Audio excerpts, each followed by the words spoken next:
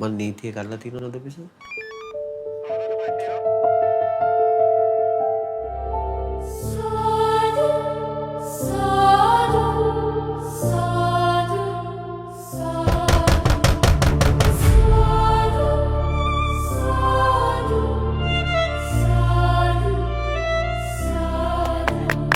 පහලගම සුපිරි පිටිකරු නුවන් මල්ලි දැන් සූදානම්.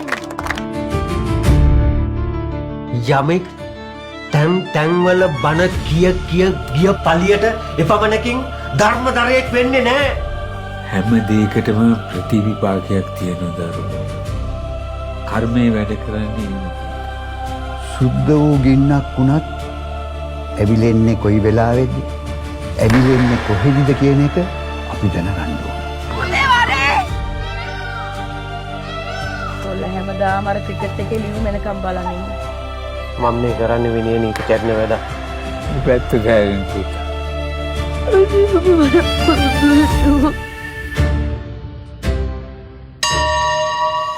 ඔයා තමයි මම පුහුණු කරපු පොඩ්ඩම නැචරල් බැස්මන්. වැදගත් එකක් වෙන්න ඇතිනේ. අම්මකෝ වගේ නම වෙනස් කරා කියලා. ඇයි බයද මම වහදාලා දෙයි කියලා. ඒකට කමක් නෑ හම්බුනේ. ඔබ මොකද කරන්න යන්නේ? අපි දෙන්න විතරක් ඉන්නකොට මචං කියන්න හොඳ නැතුව ඇතිනේ.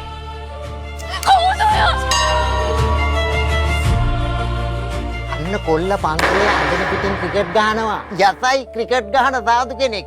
බලමුකෝ. හාමුදුරනේ අපි හොඳ බෞද්ධයෝ